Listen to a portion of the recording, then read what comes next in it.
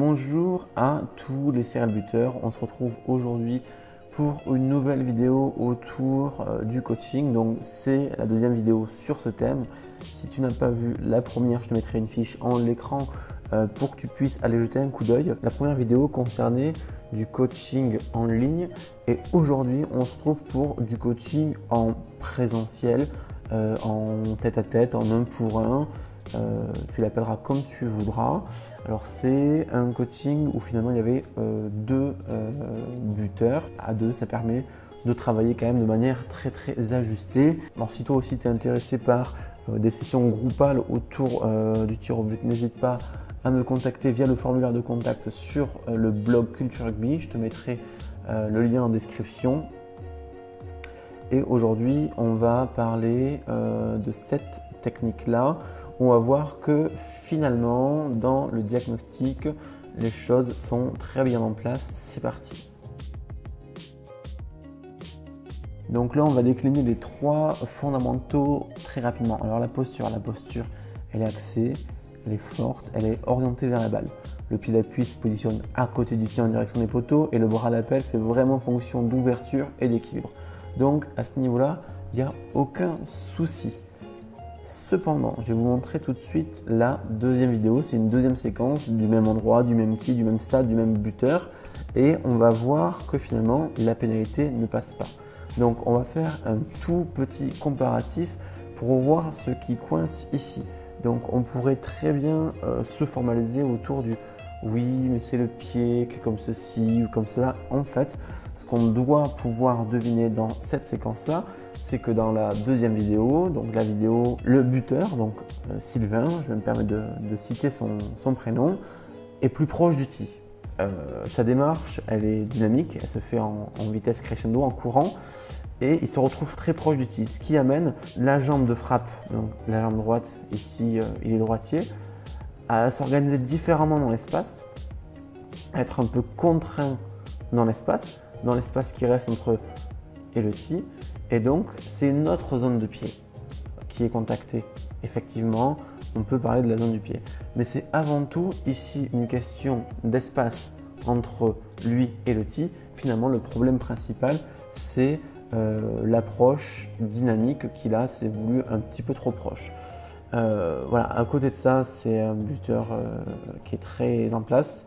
Sa technique est vraiment clean. Mention spéciale pour la traversée et pour le fait de finir vraiment devant le tee, c'est un gros point fort. Et on va passer tout de suite maintenant aux exercices spécifiques qui ont été proposés dans la séance de coaching. C'est parti.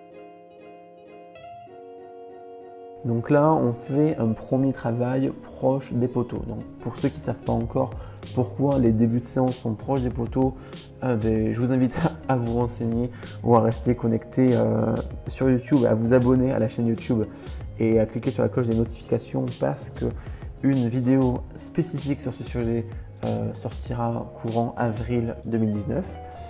Et juste le but, c'est d'enchaîner quelques frappes. Et dans cet enchaînement de frappes, qui se veulent instinctives, qui se veulent plus déliées, de vraiment faire l'effort juste sur un point spécifique, c'est de laisser cet espace, de ne pas arriver trop vite. Et donc le fait d'avoir une démarche et une démarche un peu plus naturelle, un peu plus instinctive, va obliger au buteur de s'ajuster au niveau de la posture, au niveau encore une fois de l'espace qu'il doit laisser pour laisser son jeu de hanche passer et sa jambe passer dans de bonnes dispositions. Donc ça, c'était le premier exercice qui est somme toute bien réussi.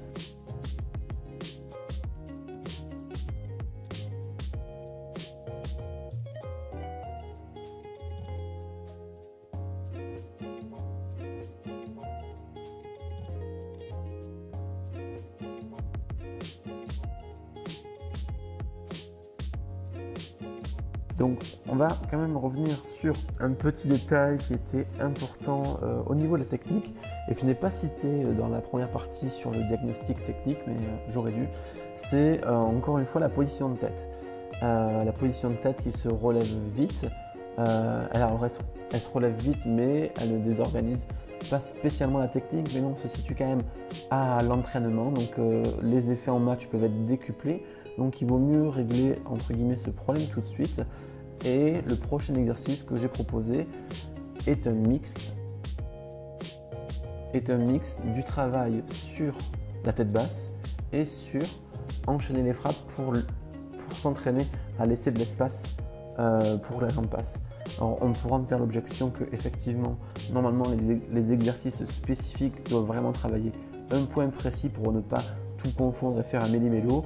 Mais là c'est vrai que le buteur était quand même très en place et on pouvait se permettre ce petit mix là qui s'ajustait plutôt bien sur l'exercice que je vais vous montrer maintenant. Donc vous voyez les images, entre chaque tee il y a environ l'élan que prend d'habitude le buteur. Donc là on va plus travailler sur des élans intégrés, sur ce qu'il produit normalement en match et à l'entraînement. Et le but du jeu ici c'était d'enchaîner les frappes sans se presser, en laissant de l'espace et surtout en ne regardant pas le résultat. C'est-à-dire à partir du moment où il a tapé, regardez le prochain coup de pied. Et donc finalement, de ne pas relever trop vite, de bien finir son tir, de prendre le temps de finir son tir. Surtout, conseil à tous les buteurs qui regardent cette vidéo, prenez le temps de finir votre technique. Ne vous relevez pas trop vite, ça ne servira à rien, ça va vous desservir bien au contraire. Donc voilà, c'était l'essentiel, c'est vraiment l'essentiel du travail proposé. Il y a d'autres moments de séance que je n'ai pas forcément filmé. On a juste terminé cette séance avec 2 buteurs sur un petit défi pour rajouter des conditions de match à l'entraînement. Donc on a eu un premier travail vraiment technique, spécifique. Et à la fin de l'entraînement, on essaie d'extrapoler ce travail technique et ces progrès techniques dans des conditions qui se rapprochent de celles du match. Donc là, on a fait toute une séquence où Sylvain butait et avec l'autre buteur, on se faisait des passes, on parlait, on évoquait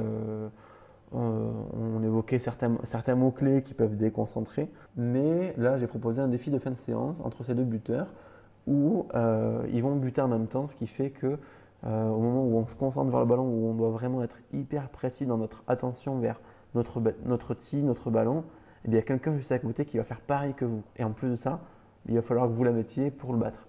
Donc c'est une mini séquence.